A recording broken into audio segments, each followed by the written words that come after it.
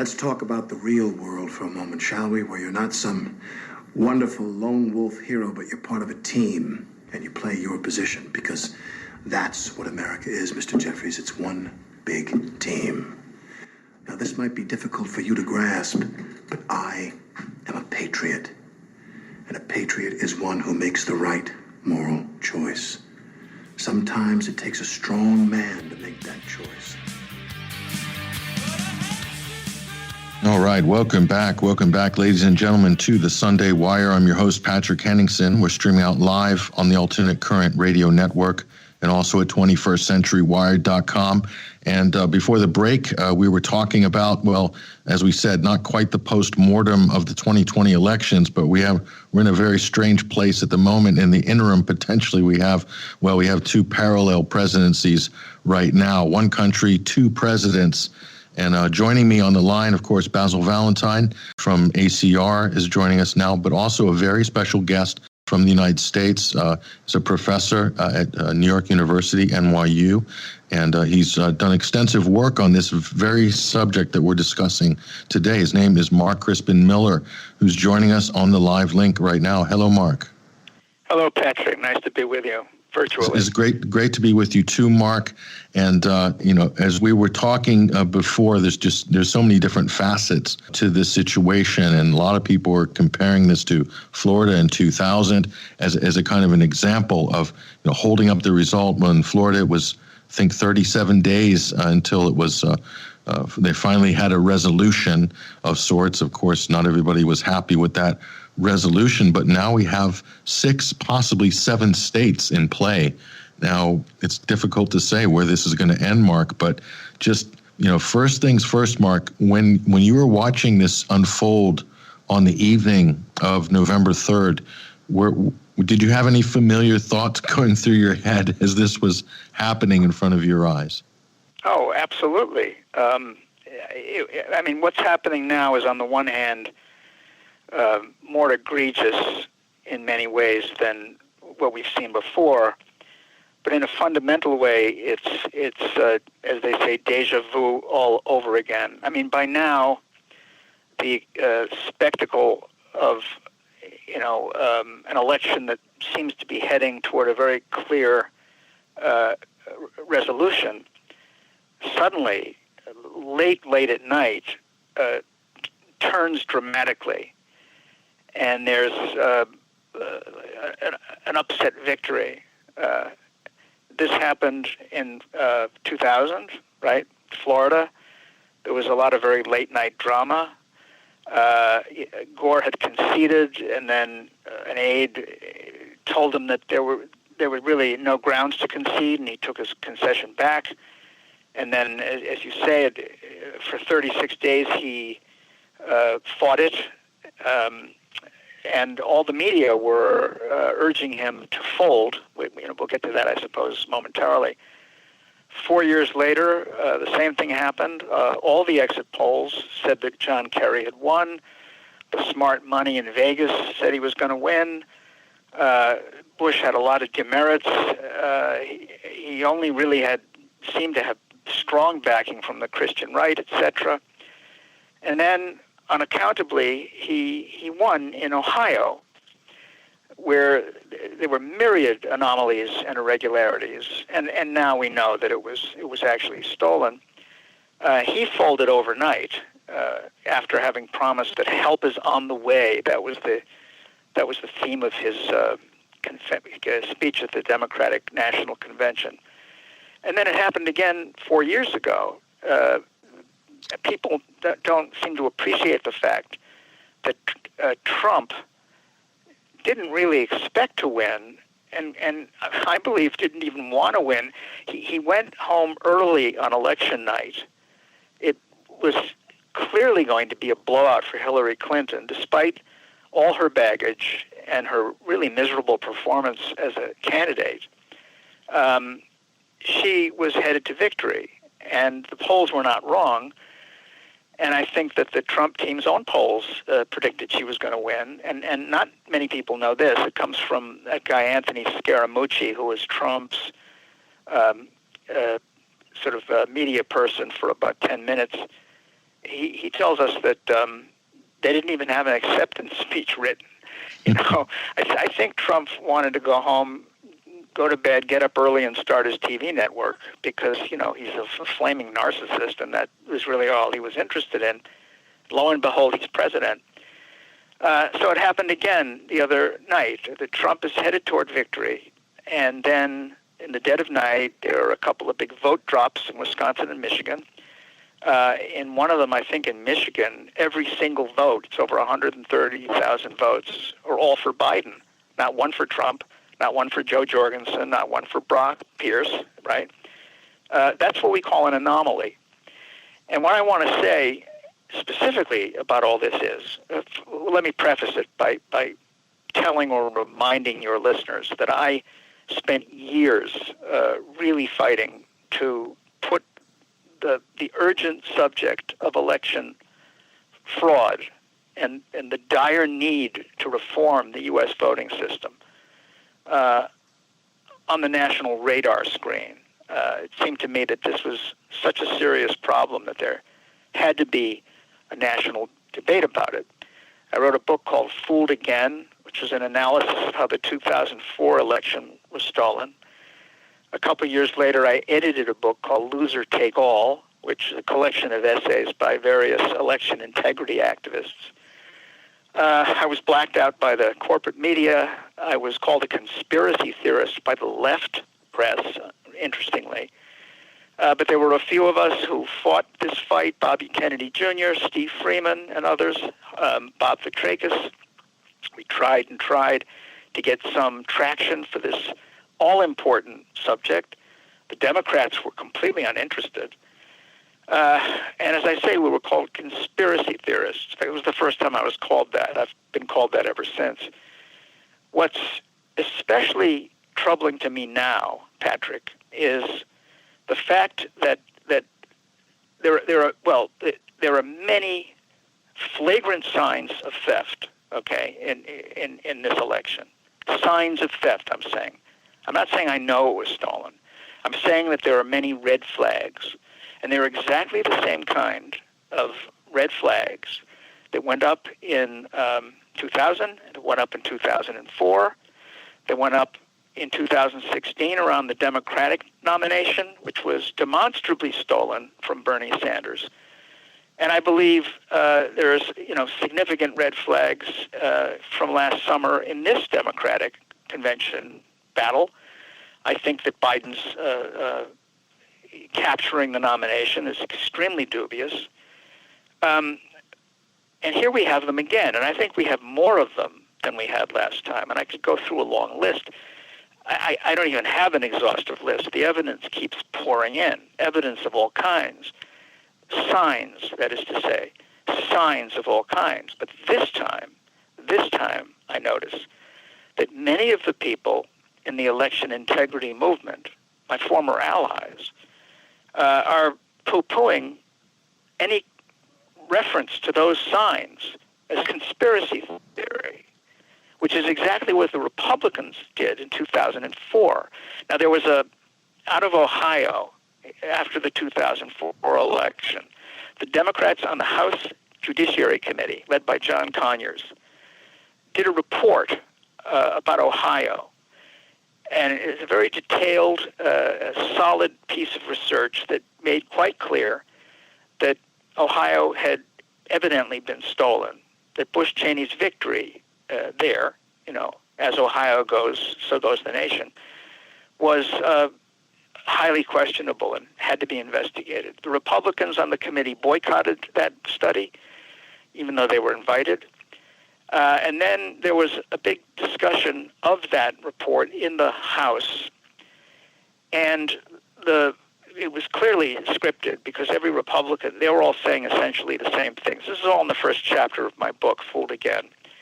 They kept saying it was conspiracy theory, there was nothing to it, Bush won the election fair and square, and this was re-echoed by the corporate media, okay?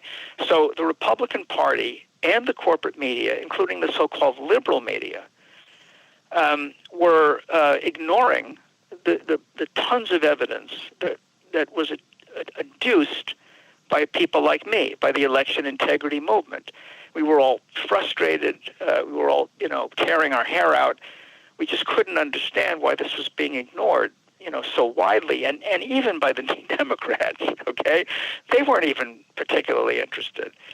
Well, now the people in that movement, not all of them, but many of them, seem to have devolved into beat Trump operatives. And my view is that this fight is worth fighting and must be fought, not to benefit either party. I mean, I haven't voted Democratic since 1992. I have no use for that party. I certainly have no use for Donald Trump. But I do believe in honoring the will of the electorate. And the red flags in this last election are so many and so obvious and are crying out so loudly for a closer study that I am really appalled to see so many people who are happy with the outcome just junking principle here and rolling with it, And I don't think it's a party matter. I don't think it's ultimately a partisan contest.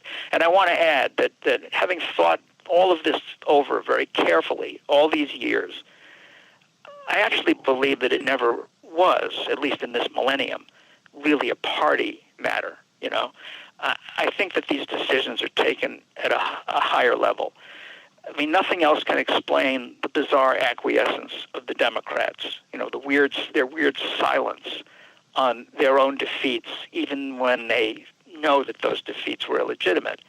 The fact that the subject is taboo, you cannot talk about it other than to say that Russia somehow stole the election. That you can say. But even that, you can't say that they rigged the machines, okay? That was never part of the charge. It was that they used Facebook or they flooded the atmosphere with, pro-Trump propaganda, blah, blah, blah. But the reality of election theft through computerized voting and vote counting, that is a forbidden subject, okay? This tells us that it's larger forces at play that both decide the outcome of our elections and that sort of determine how we're allowed to think and talk about the need for a far stronger and more reliable voting system.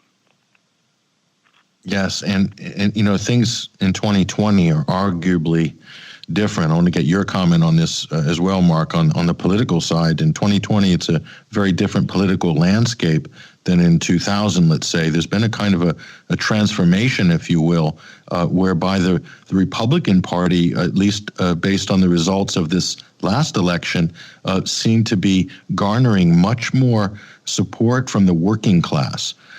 So, right. We're talking about the potential, the danger here, Mark, if the confidence is lost in the election systems, you really have a dangerous disconnect here with a large section of the American working class. And, if you add that with a populist movement, that could really cause tremors, or it could render democracy as we're used to it anyway in America, kind of like, useless going forward. If there's not, if the confidence isn't there in the system, I don't know. I'm very worried about this impasse right now, Mark. I want to get your thoughts on the political ramifications of it. Oh, that's a very important aspect of this whole discussion. The Republicans routinely stole elections for years, especially after Reagan, who was fairly popular, not as popular as the media said, but popular. After that, the party was basically hijacked by the Christian right for its own purposes. It was still serving Wall Street and corporate interests. I mean, that's always been the function of both parties. But the Republicans did have a kind of grassroots support of theocratic Christianists, and they had a tremendous amount of power there. And so their agenda was unpopular. They therefore had to steal elections. I mean, they didn't do it just out of, demonic malice. They did it out of necessity. They had to shrink the pool of eligible voters through vote suppression. That's step one. And then they had to take step two, which is to fiddle with the vote count on Election Day through electronic means. So they did that. Well, this has changed somewhat in that the Democratic Party is now the party that is promoting an unpopular agenda. The Democratic Party is the party of lockdown. The Democratic Party is the party of censorship. The Democratic Party is now the party of war. Not that the Republicans don't support war as well, but the Democrats have backed into the position of the far right in the 50s, demonizing Russia. Russia, this obsession with Putin, this notion that he's somehow Stalin 2.0 and he's trying to take over the world. This is demented. There was nothing to Russiagate. It ultimately collapsed, but they never gave it up. So they're the party of war, and they are, in fact, a party that detests the working class, right? Now, they fetishize race, so they will talk about, disadvantaged black people and so on. But overall, the working class, in as much as it is, in fact, a class of many races, they have no use for them. They have contempt for them. They think that they're stupid. They think that they're deplorables. And all those people know that because the Democrats make no secret of it. On top of which, they are also the party of gender identity, which makes them, in effect, misogynistic. It makes them anti-feminist because they're perfectly fine with, for example, biological males competing in girls' and women's sports. They don't seem to have a problem with radical medical intervention in the sexual development of children. Now, however one feels about those issues, we can all agree that they're not popular. It's not a popular position. That is a kind of an eccentric position and peculiar to blue enclaves. So what I'm saying is the Democratic Party is now the party that's pushing an unpopular agenda. Trump, who I think is a phony, has successfully appealed to the working class and to his populist base by speaking to those people's concerns. And they're not just racists. I mean, he has some black support. He has a lot of Hispanic support. This notion that everybody who has voted for him is some kind of Nazi is just a propaganda meme. The Democrats now have had to steal. I'm assuming that those signs we're seeing from the other night, where there's smoke, there's fire. So it's not a stretch of the imagination to say that they would resort to theft in order to realize their agenda, which, again, I want to stress, I don't think is their agenda. I think the Great Reset is in the works, this radical elite program to completely remake global society and the economy. So the Democrats are being used to front for this. I think that if Trump were president, it would happen anyway. I don't think he has the power or even necessarily the desire to resist it. But it might be slowed down a little bit if his constituency had a voice in the executive branch. Mm-hmm. So, as to the question of public confidence in the viability of electoral democracy here, I think that to coin a phrase, our chickens are now coming home to roost. I think that the system really lost all legitimacy some time ago. I've said before, and I'll say again, I think that 2020 has been on its way since 1963, which was a bloody coup, effected in broad daylight in the streets of Dallas.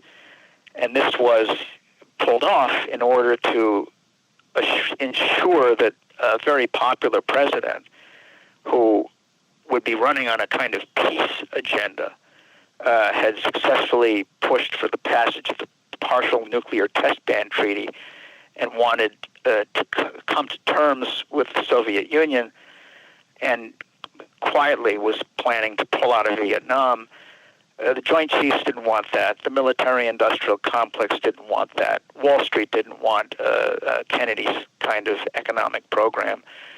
The eugenicists, like the Rockefellers and so on, the population control movement, as it called itself, and still does, they had a kind of adversary in the White House, as well as in Bobby Kennedy.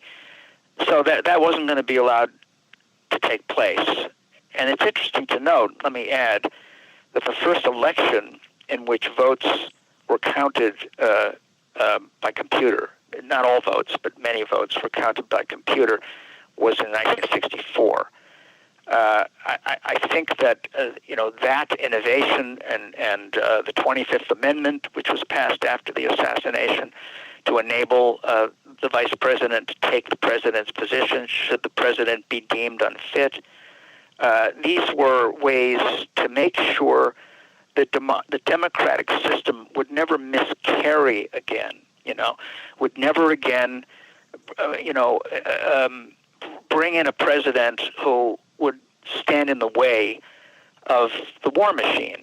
And there were some subsequent glitches. I think there's evidence that Watergate was actually a silent coup. There are several very compelling books that make that case because of détente, because of Nixon's overture to China, because of his animus against the CIA, for his own reasons.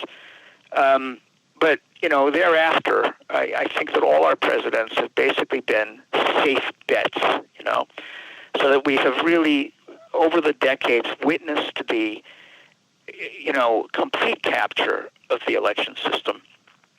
And it's now sort of total. The media now is completely unified, dominated by 5 multinational corporations that are very close to the government.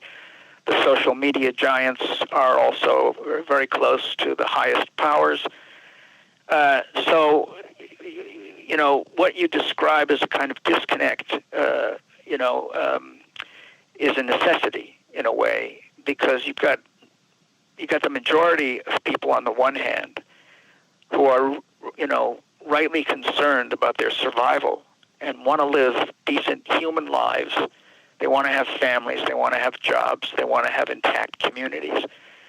And then you've got all these powerful corporate and other elite interests, on the other hand, which collectively have other plans for the rest of us. I think that Trump will put up a fight. There will be a legal challenge. I believe they have some grounds. I mean, it's interesting to study this phase of the narrative, but I think that in the long run, the outcome is assured, and we have to be thinking ahead. If we want to ever get back to something like democracy, a real democracy, as opposed to a mobocracy, with elite puppet masters. So, I'm just saying again what I've said for 20 years, which is that legitimate elections are crucial, even though the two parties are, the two wings on a single bird of prey, as Upton Sinclair once put it. Within the Democratic Party and even within the Republican Party, there have been some congressional candidates who are really honest and want to do the right thing. They're all driven out by the corruption of the voting system. Cynthia McKinney in Georgia, Dennis Kucinich in Ohio, they are, quote unquote, defeated in their re-election bids. And this is because the election system has been completely gamed, needs to be reformed radically, which is something that we could do very simply. I could get into that. It wouldn't be hard at all to return us to something like a reliable voting system. But neither party wants it. The press is uninterested in it. Liberals don't care about it, neither do progressives. They actually never have. So the question is, how do we do it? And is it possible? And if so, how can it be done? Well, you're probably familiar with Tulsi Gabbard tabled I believe, a bill just along these very lines. I don't know if you're familiar with the details of what she's proposing, but she pushed that out during the debates, I believe, and absolutely a wall of silence fell. I mean, it was if she said some blasphemy or something. That's absolutely right. That's what happened when she brought it up. That's what always happens. Well, listen, let me ask you. I mean, I was a staunch Bernie supporter twice. Where was he? You know, why didn't he utter a peep after the manifest theft of his nomination? I mean, as for the one 4 years ago, there's a long, detailed study called Democracy Lost by a group called Election Justice USA. I think it's 108 pages. They go chapter and verse, state after state, caucus, well, not caucuses then, there's caucuses this year, primary after primary. It was clearly stolen. The vote suppression clearly carried out by the Democrats, and electronic fraud probably pulled off by Republican operatives.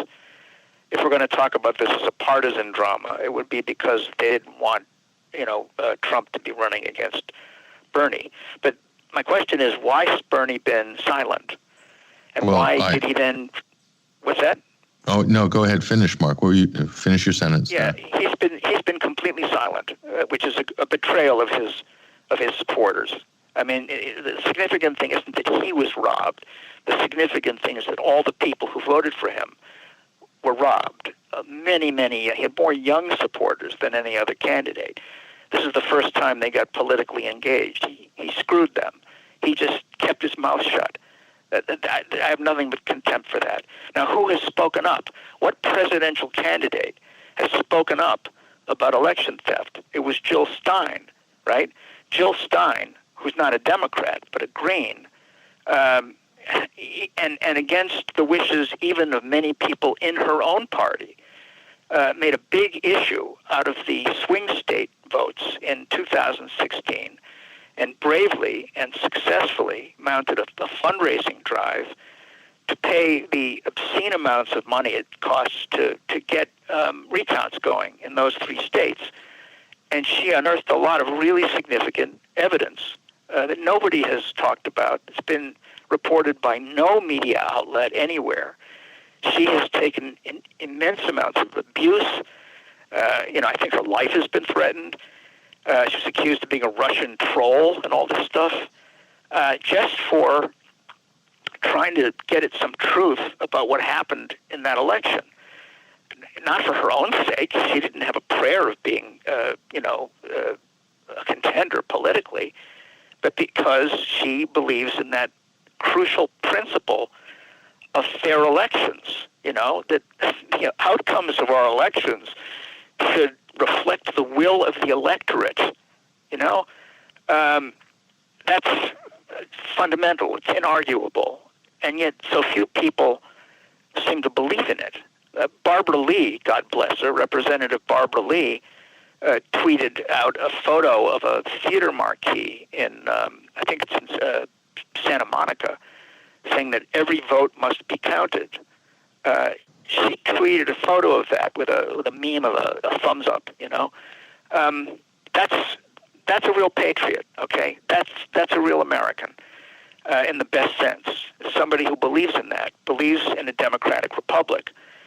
The attack on election integrity, or I should say the subversion of election integrity, the use of that movement to promote the agenda of one side is a great moral collapse and a sign that things have really gone very, very wrong, just like the transformation of the Democratic Party into a war party, into an anti-working class party, into a lockdown party, into a mandatory vaccination party. I think there's an American majority that not only doesn't want that, but that will resist it. And I'm afraid we're heading toward that moment. I don't know what to say beyond that. Well, the count every vote, I noticed that was a big. They're really pushing that talking point. Nancy Pelosi Joe Biden, Kamala Harris. This was on the eve of the election. And then the day after, it was, we need to count every vote. They tweeted it, those very words. That was on message. And then all of a sudden they rushed the day after, rushing to, after NBC and the AP declared Biden to be the winner. Now they're saying, don't count every vote. Meanwhile, they're still counting. Right, no, I know. Oceania has always been at war with East Asia, right? Remember that? From that, it's the same thing. The propaganda line shifts. I think Basil wanted to say something. Yeah. Yes, thanks, Mark. I just wanted to say, I thought it was very interesting the point you made about election theft / vote fraud being beyond over and above the party level. Right. And I wonder if you agree with me whether or not the unseen hand, the deep state, although I don't think that term has quite the same resonance now as it did when Peter Dale Scott first coined it 20 years ago, but whether or not it's the same hidden hand that put Bush in power in 2000 and particularly in 2004 is now working for Biden in 2020. The same neocon hand, the same national security state, who the individuals are, how the organization works, I don't know. But that would back up my thesis, which is that the parties themselves are merely empty vehicles that are periodically resprayed and presented to the electorate as new by shoddy second-hand car salesmen, when in fact the buyer, the electorate, have no idea what's under the hood or in which direction it's going to be going. Yeah. No, I think that's absolutely true. It's important to note that, well, first of all, the neocons are a faction of the Republican Party. They also include some Democrats. I think it does include that faction, and yet it's also even bigger than that. I mean, we're talking about the same war machine that whacked JFK. Right. It's they don't want that business ever to be interrupted. But there's also a kind of a long-standing elite program of depopulation, of total control of humanity and the food supply, stuff that people will laugh off as conspiracy theory. But let me say something about that. That phrase, that weaponized phrase, was birthed by the CIA in 1967. The reason why we've all internalized it is that starting in 1967, that phrase began to be used back then to discredit critics of the Warren Report. And this is all laid out in a memo that the CIA sent its station chiefs worldwide, Memo 1035-960, which basically instructed all those personnel worldwide to use their media assets to discredit the work of these conspiracy theorists, which is a phrase that actually had never been used before. And it recommended certain, sort of facile pseudo-arguments that reviewers could use in their attacks on people like Mark Lane and others who were rightly questioning the Warren Report, which was kind of a joke. Well, that phrase never stopped being used. It was used after King's assassination, after Bobby's. It was used after the October surprise in 1980, after Iran-Contra, after 9/11. And now it's used all the time by pretty much everybody. I mean, it's become far more widely used and ferociously used than ever before. And fake news is a kind of offshoot of conspiracy theory. Well, what I'm saying is that the CIA's involvement in election theft was prodigious all along for decades, from the beginning. The Pike Committee, there were two congressional investigations of the CIA in the mid-'70s. There's the Church Committee, which everybody's heard of. That was in the Senate. In the House was the Pike Committee, which is not as well known. Pike Committee's relationship with the CIA was much rockier than the relationship that the Church Committee had with the agency. They were more combative. They wanted more stuff that the agency wasn't willing to give them. So they were stonewalled, they were thwarted, and the first third of their eventual report is all about the difficulty they had even getting information out of the CIA. As soon as that report was completed, the House amazingly classified it so that some big chunks of it ended up running in the Village Voice, and this led to, high-level investigations, and it's too complicated to go into. You could only get a copy, and still can only get a copy from the UK. It's a paperback edition with an introduction by Philip Agee.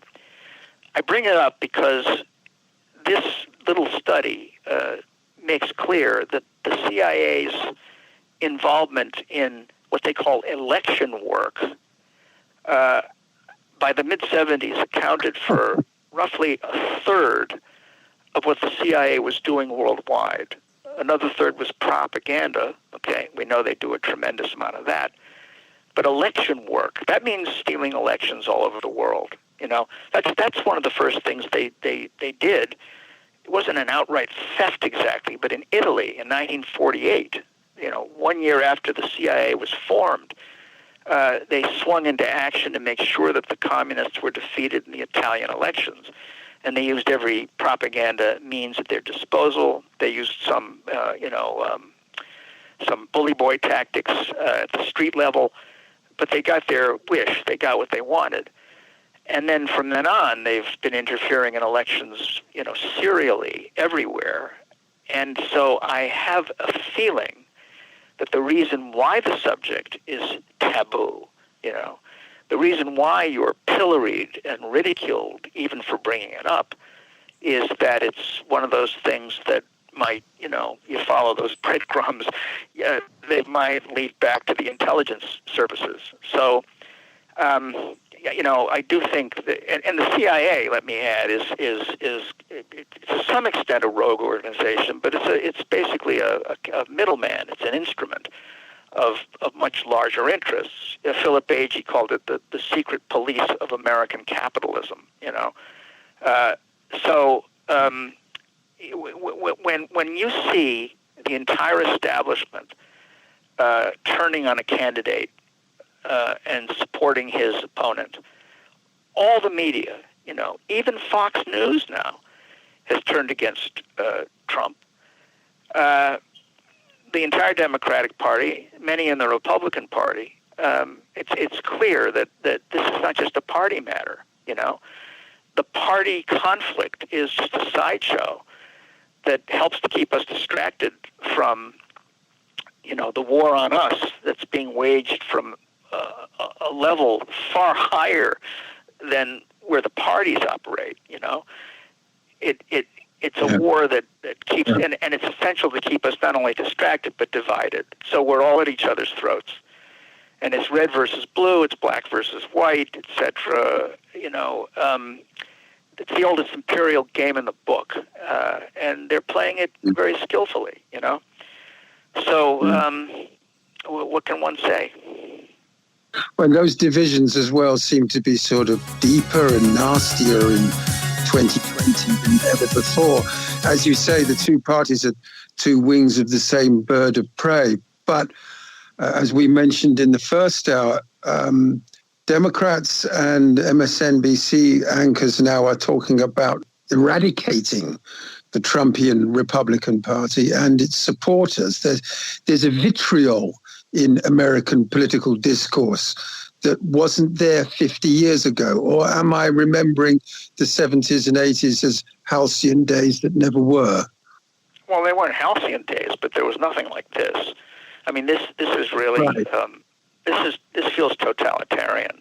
This is a kind of, it reminds me of Gleichschaltung, the German word for it's kind of like streamlining. It's what the Nazis did, when they just took over all major cultural and political institutions by staffing them with their own people, And I mean, I'm under fire at NYU. We don't have to get into this, but it's basically for failing to adhere to the COVID orthodoxy And also, lately, it's, for various imagined crimes against social justice, So that the social justice aspect of this whole struggle is crucial, because that's what enables the depiction of all Trump supporters as white supremacists, It's very crude and very dangerous, and it's all about censorship, deplatforming, firing. So I speak to you as somebody who's himself a victim of this. But Basil, you're absolutely right. This is a new thing, and it is as new as the Democratic Party's transformation into a really kind of frightening totalitarian alliance or front. I don't recognize it. I did an Instagram conversation with Bobby Kennedy Jr. a few weeks ago, and we agreed we don't recognize this Democratic Party. I think it's time for us to drop the whole left-right division. Left means nothing anymore. It's not about being against war. It's not about curbing corporate power. It's not about strengthening the working class. It's not even really about protecting the environment. I don't care how much they scream about climate change. It's about something else. And the right, well, what does that mean? If it means the Christianist right, the theocrats, well, that's something we should worry about. Does it mean the sort of neo-Nazi right? The Proud Boys, if I'm describing them accurately, that's problematic too. But does it mean the libertarian right? Does it mean people who believe in freedom? Well, it seems to.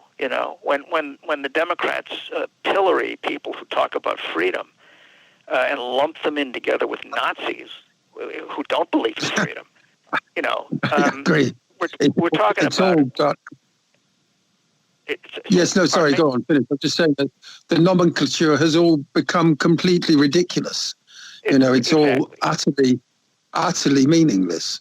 Right. I mean, in Britain, with respect to the lockdown, obviously we have a right-wing government headed by Boris Johnson, and yet people protesting against the lockdown are dubbed neo-fascists. Yeah, right. It makes no sense. Well, I mean, look, it's a double standard. I see the whole post-George Floyd moment as the second act of the horrendous 2020 melodrama, which is meant to kind of break the nations of the world and subjugate humanity, right? Certainly in the United States, that's the program. So COVID was Act One. The COVID crisis at its height was, Act One.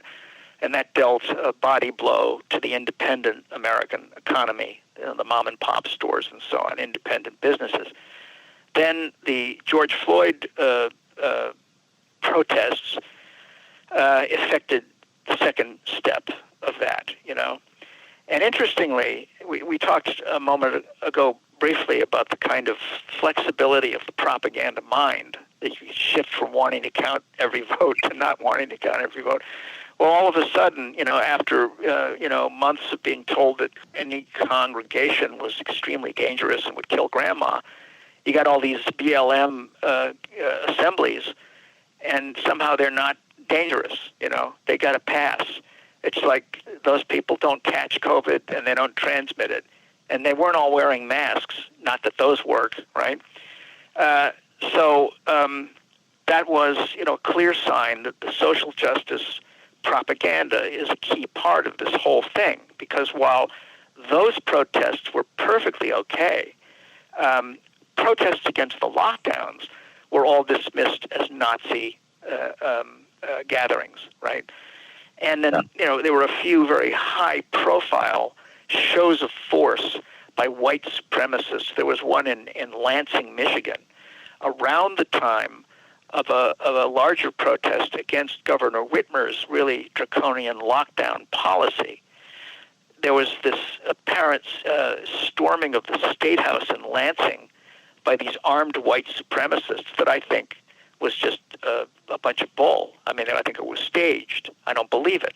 Just as this kidnapping plot, these white supremacists were going to kidnap the governor. This was, more recent. Well, it turns out that was just another instance of an FBI infiltrator manipulating some bunch of dim bulbs into thinking they were going to kidnap the governor.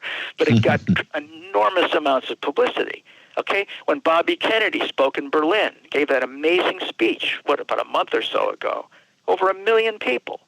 All the media were, predicting it would be a Nazi gathering. It was nothing of the kind. But around the same time, a bunch of neo-Nazis stormed the Reichstag. This got tremendous play. Okay, if people can't see that these are propaganda exercises, it seems to me that there's no hope for them, or they just have a lot to learn. This kind of spectacle is straight out of the playbook. It's been used all over the place for decades. It's a key ingredient of the color revolution, and it's going on now. So by now I take it as axiomatic that if all the media is reporting something, it's probably false. And it was probably, in many cases, something that was orchestrated. But I wouldn't believe it. It's that bad. It is really that bad. No, yeah, I noticed. Go on, Patrick. Yeah, you go on, Patrick. No, I'm just going to add, Mark. The Proud Boys, just on that front, that started out as kind of a social media meme. Gavin McGinnis, formerly of Vice magazine. Oh yeah. He's right. Canadian, actually, but decamped in New York. And he was sort of, running that as a kind of a counter against the kind of social justice triggered left. It was to, antagonize the university, triggered left and whatnot. And the media built it up. CNN, NBC, they built it up to like it's Hell's Angels, basically. And absolutely. But they created that with the spectacle of Charlottesville, which had FBI informants active in the upper echelons of the so-called, right wing there. One of them was outed in a radio host who was doing provocative stuff as well. He was an FBI informant. I mean, the place was just, swarming with various bad actors, basically. And definitely. Yeah, but go ahead. Well, I was going to say that, that kind of thing. There was a black guy, I forget his name, he's a conservative, and he does his own podcast. Anthony Logan, I think. That's right. It was Anthony Logan, and he interviewed a woman who had been in a restaurant in Charlottesville just before the clash commenced, and he was interviewing her, and she sounded wholly credible. She was completely traumatized. She kept breaking down into tears. She said that, several buses pulled up and parked in this alley next to the restaurant, and all these demonstrators, so-called, from either side poured into the place and started, beating the crap out of people. It was like they were getting warmed up, but they weren't just one side or the other. They were wearing BLM T-shirts, and some were wearing, Klan regalia or whatever it was, and it was kind of surreal and nightmarish. Everybody had to flee out the rear of the place. Some people got beat up. But this, when I heard this, it immediately reminded me of what I had learned not long before from a documentary on the CIA coup in Iran, 1953, which was the first of their successful destabilization efforts. There's a guy being interviewed talking about street fights in Tehran between communists and anti-communists, right? Both sides were just gangsters, basically paid by the coup masters. They weren't communists or anti-communists. They were thugs, and they were crisis actors, basically. So they staged a pitched battle, and it was reported as this, melee, suggesting a kind of breakdown of political order, which eased the ouster of Mohammad Mossadegh, the democratically elected prime minister who wanted to nationalize British oil. Well, he couldn't do that. So they swung into action, the CIA and the British, and they did it, and they used that kind of trick, and that's what Charlottesville reminded me of. That's what we're living through.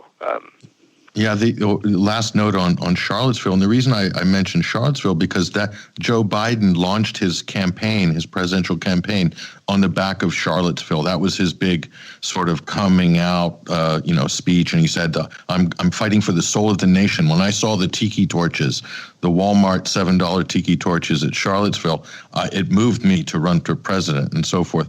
But James Field is the I think it was 19 or 20-year-old young guy who was convicted, got 2 life sentences, I think, for killing, running his car into and killing an activist.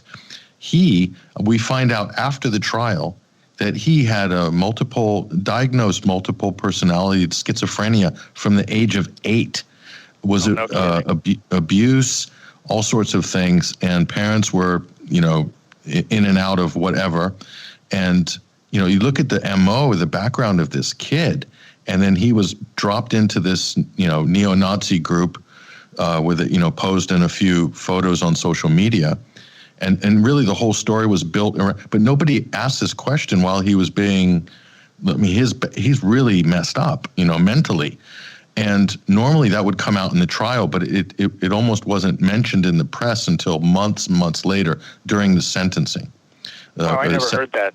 Yeah, it's a fascinating story. If you have an opportunity, I will drop a link, hopefully, if I can remember, to you after the show.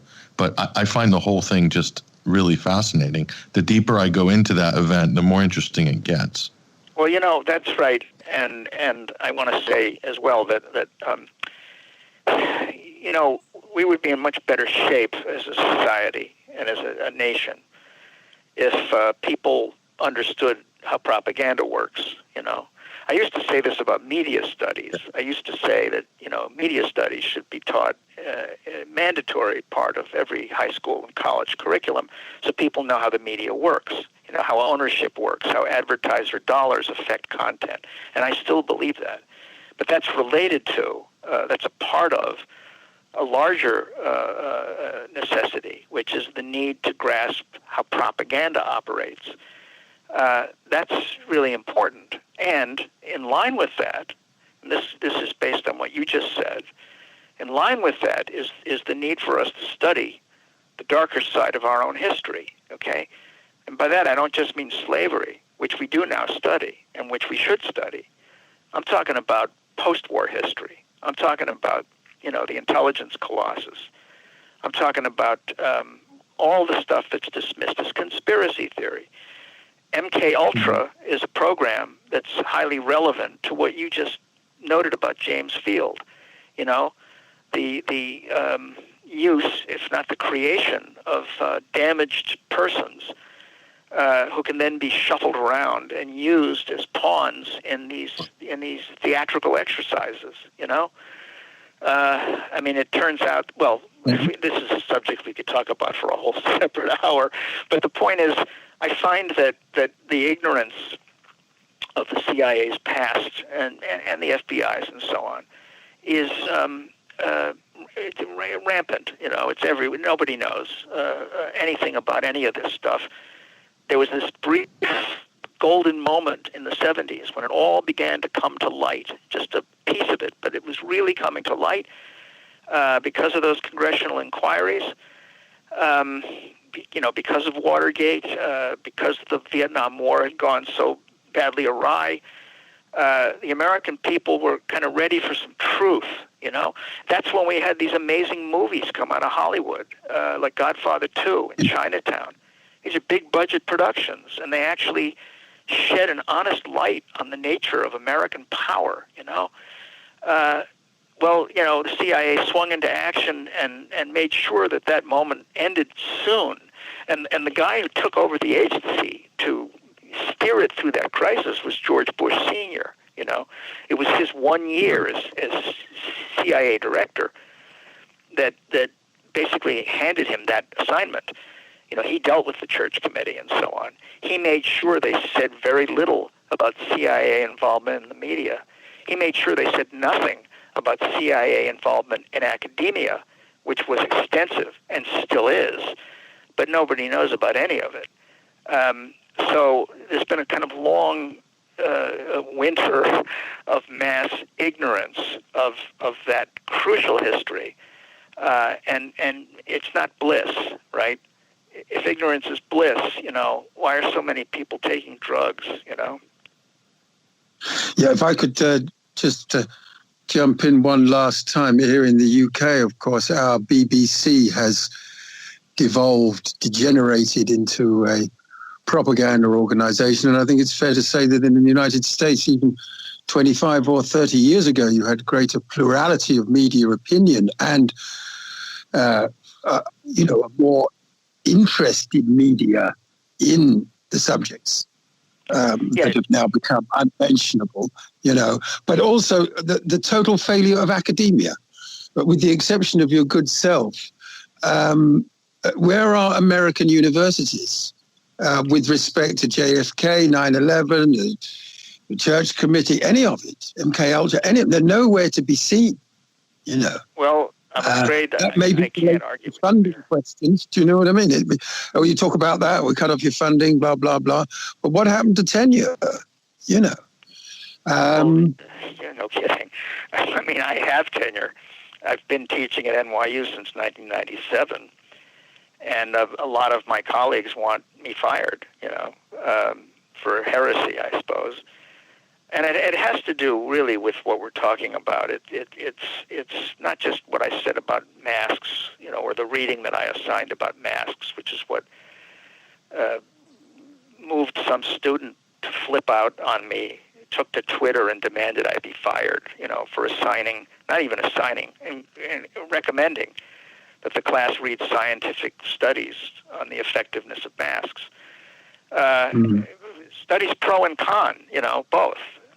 She was so angered she took to Twitter and said I should be fired. And NYU basically took her side, okay? Yeah, tenure. Tenure is there in order to protect those who go against the grain, who venture unpopular, unorthodox views and do research that would put certain, official narratives into question. I believe it became important in the first place, because of the hostility to pacifism in World War I may be misremembering this, but the point is, it was based on an enlightened understanding of the need to protect independent intellectual inquiry from state and corporate pressure, right? So I'm afraid that most of the people who have it now don't have any need for it, because their work doesn't put them at any risk, And Basil, you brought up a crucial aspect of this whole problem.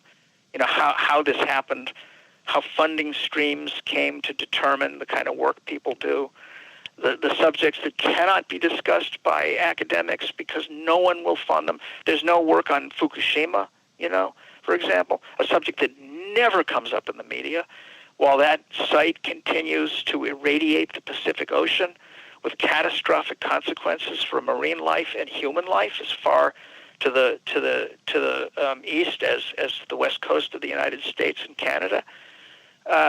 Never gets discussed, and nobody can get any grant money to study it. Well, that's really beyond worrisome. But what it means is that the entire field of intellectual endeavor has become corrupted, and it requires tremendous amounts of personal courage and resourcefulness in order to even do work that needs to be done. Yeah, completely neutered. Neutered. That's a better word. Well, that's Piers Robinson. He's in their Institute for Propaganda Studies. I'm sure they've done a lot in that department. And like you said, Mark, I'm on the board of that. Yes, exactly. So there are some good academics, really trying to hold the line on that issue. But as you said, Mark, the most important aspect is that if you're not taking that into account when you're looking at any particular event or any situation politically or geopolitically, if you're not taking the propaganda side into consideration, then it's very likely that you will not really know what you're looking at. That's exactly right. You put that very well. You don't know what you're looking at. My impulse is always to say, you don't know what you're talking about, right? People argue on the basis of nothing, but you don't know what you're looking at is an even more apt, because we're all looking at the same thing, but all too many people see what they're intended to see. And it is, what's happened to the BBC has happened to the entire American media, including the left press. I don't see any difference between Democracy Now! And the New York Times. I don't. I don't even see any difference between Noam Chomsky and Thomas Friedman. I mean, they've all kind of blended into one another. It's really something. All the biggest stars on the left are pro-lockdown, They won't talk about the Great Reset. Naomi Klein, Amy Goodman, Noam Chomsky. I could go on naming these, and I know them all, I have appeared with them, I've talked to them, I've worked with them, but the left that was is just not the left that is. And possibly it never was what it seemed to be in some cases. Who will know, right? But the fact is, as Basil notes, we got to drop the nomenclature. It's a waste of time. It's a distraction. There are those of us who believe in freedom and truth. I know that sounds corny, who are genuine patriots and want the best for people. And there are those who don't. Yeah. They may think they do because they're terrified. But when you're terrified, it brings out the worst in you, and we're seeing the worst come out in a lot of people now. I mean, the absolute worst. Yeah, and last thing I'll say is we're going to wrap up in a minute, but, going back to the Bernie Sanders issue, Mark, I was excited to, the race I wanted to see was Trump-Sanders, because although I'm not a proponent of all of Bernie's policies, I thought that having that clash would be tremendous in terms of political discourse, in terms of engaging people, and really coming to practical solutions through that process, and really seeing whether having this generation come up and really challenging a lot of state ideas within the establishment that have been there for decades and decades. I thought this was a great opportunity. It could be a great moment in history to have opposition and to have counterpoints. It didn't happen. It didn't happen. You're so right. That was the contest that Gore Vidal used to say we really very badly needed. He used to say we need to have an election in which someone on the sort of democratic socialist left squares off against some free market buccaneer. That those two antithetical notions should have it out. That would have happened, Bernie versus Trump. But obviously that wasn't in the cards. So we got what we got, which was, Tweedledum and Tweedledummer, and not much difference between them, other than the fact that Trump at least feigned opposition to lockdown and feigned an unwillingness to launch mandatory vaccination. As I say, I don't trust him, but his constituents include people who are genuinely libertarian. And so that's the key difference between the two sides. Otherwise, I think that I actually think Biden's worse, to tell you the truth, because Trump at least hasn't started any new wars or has not fronted for any new wars. I think the ones that were ongoing, he may have ramped up. So I'm not about to give him the Nobel Peace Prize or anything. He also ramped up Obama's drone war, I've read. But he didn't start any new ones. Whereas a Biden, Harris, Clinton regime will definitely, get that war machine back in business again. And that will happen, in conjunction with COVID panic and climate change and social justice in all sorts of new and newly horrible ways, I expect, If you look at the Great Reset agenda from Davos, from the World Economic Forum, that's what you just said there, Mark, is chapter and verse of this kind of the agenda that they have. Social justice it features majorly. Of course, the climate change issue is baked in there, and lockdown, pandemic, COVID, and international biosurveillance and lower economic activity, transitioning away from carbon economy and all these things. That's pretty much the Biden-Harris platform. I think looks very much Gleichschalten with Davos, as you said. Oh, absolutely. Yeah. It's right. So, do you think, lastly, Mark, one last question, Mark, do you think Trump stands any chance at all of overturning the result in the courts? Well, it is possible that he'll get a legal decision in his favor. The Supreme Court is definitely packed with people who would back him, I think.